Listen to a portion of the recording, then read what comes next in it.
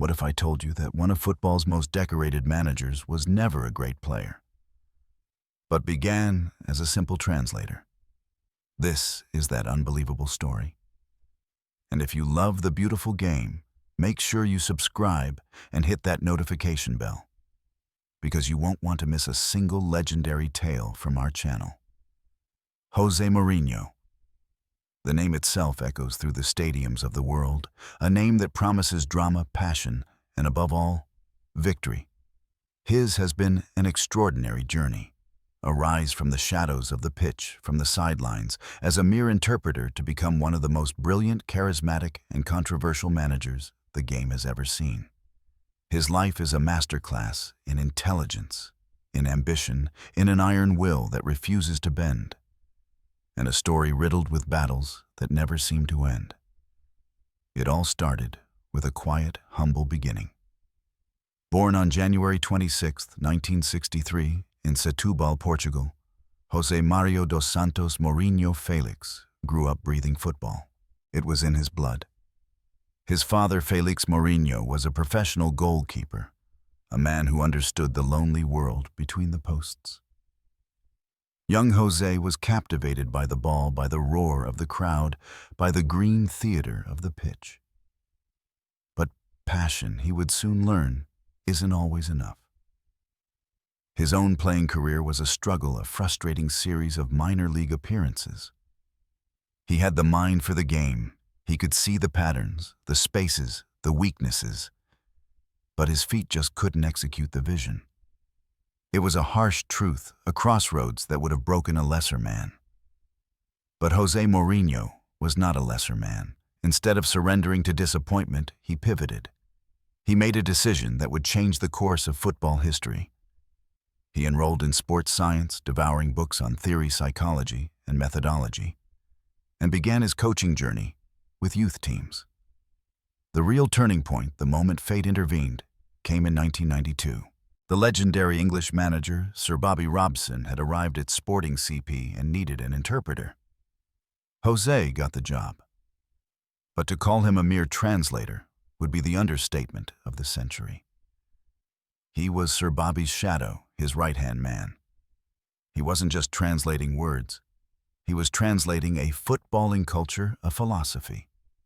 He soaked up every drill, every team talk, every tactical note. He became a sponge, absorbing the wisdom of a master.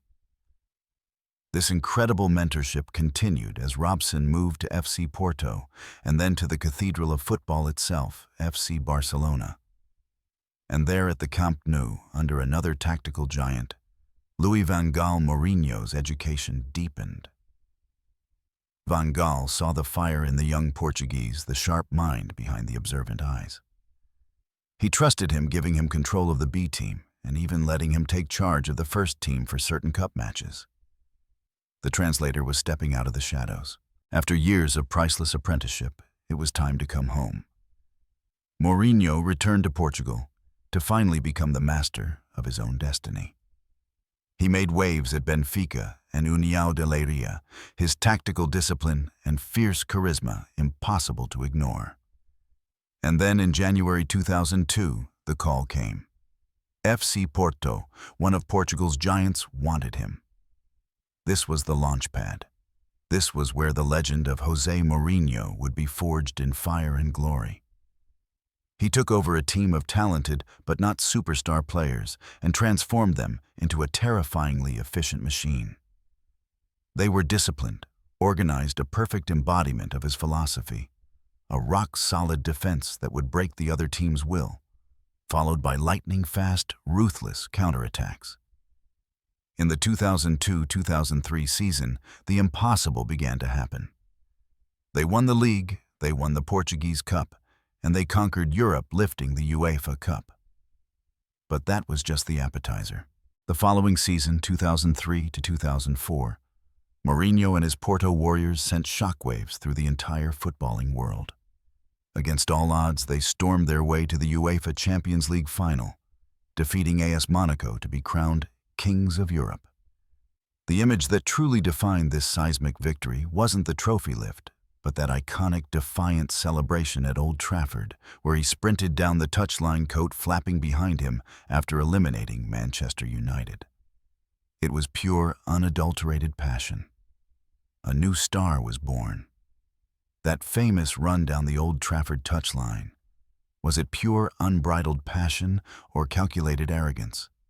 It's a moment that completely split the footballing world and gave us our first real glimpse of the man he would become. What did you think when you first saw it? Drop your honest opinion in the comments below. I'd love to know. That Champions League triumph blew the doors of European football wide open for him. In the summer of 2004, a newly rich Chelsea came calling. At his very first press conference in London, he delivered the line that would define him forever. With a cool confidence that bordered on magnificent arrogance, he said, "Please don't call me arrogant, but I'm European champion, and I think I am a special one." And just like that, the moniker was born. The special one had arrived. At Stamford Bridge, Mourinho was a force of nature. He took a Chelsea team dripping with financial potential, but lacking a winner's edge, and instantly molded them into a relentless powerhouse.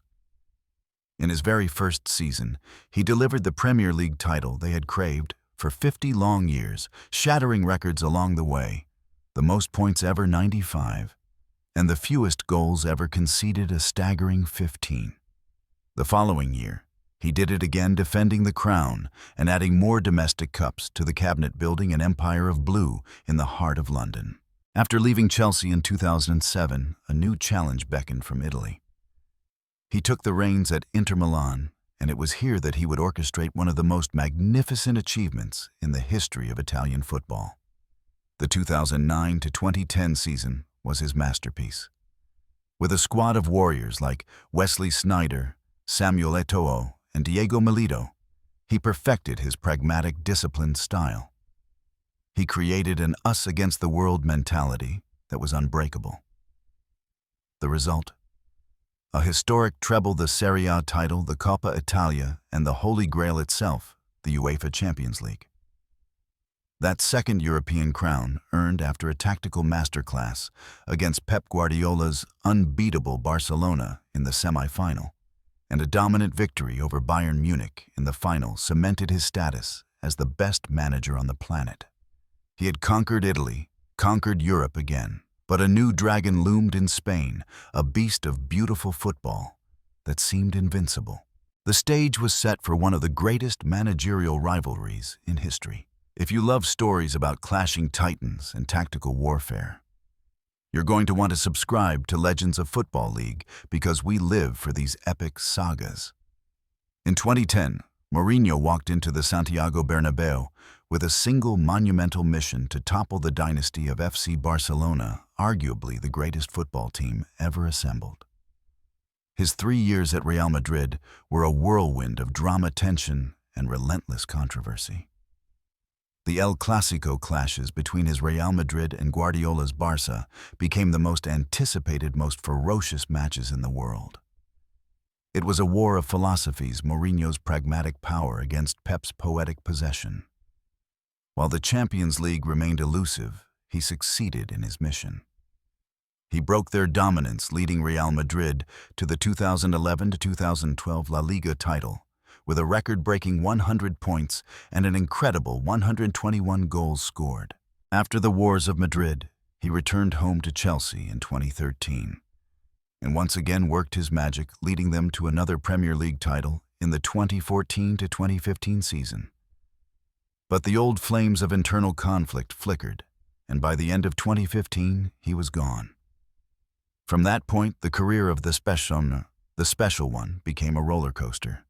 He moved to Manchester United and delivered 3 trophies in his first season, the Community Shield, the League Cup, and the Europa League, but left in 2018 amidst reports of friction with the players and inconsistent results. A subsequent spell at Tottenham Hotspur also ended in frustration, as he was dismissed just days before a League Cup final. The world began to whisper. Was he finished? Was his magic gone? Just when it seemed his era was over, Mourinho did what he always does. He proved everyone wrong. He accepted the challenge at AS Roma, a club starved of major success. And there, in 2022, he guided them to victory in the inaugural UEFA Europa Conference League. It was the club's first ever major European trophy, ending a long drought and sending the Eternal City into ecstasy. Now, since the summer of 2024, he has embarked on a brand new chapter as the head coach of Fenerbahce in Turkey, carrying the hopes and dreams of millions of passionate fans on his shoulders once more. José Mourinho is so much more than a coach. He is a master psychologist, a tactical genius, an incredible motivator, and an endlessly controversial figure. His footballing philosophy, built on pragmatism, defensive solidity, and an obsession with the final result, has divided critics for 2 decades. But no one, absolutely no one, can argue with its devastating effectiveness. The life of José Mourinho is living proof that talent, obsessive hard work, and an unbreakable will can shatter any ceiling. From the translator, he became the special one. A living legend who has conquered Portugal, England, Italy, and Spain. A man who built empires, won the biggest prizes, and did it all his own way. And one thing is for certain, his story is far from over. And that's where this incredible football story stands today. What a journey, right? I'm so eager to hear your thoughts. What moment from Mourinho's career stands out the most to you? Was it the Porto miracle, the Inter-treble, or the fiery El Clásicos? Please share all your opinions, your favorite moments, and any questions you have in the comments below. I truly love reading every single one and building this amazing football community with all of you.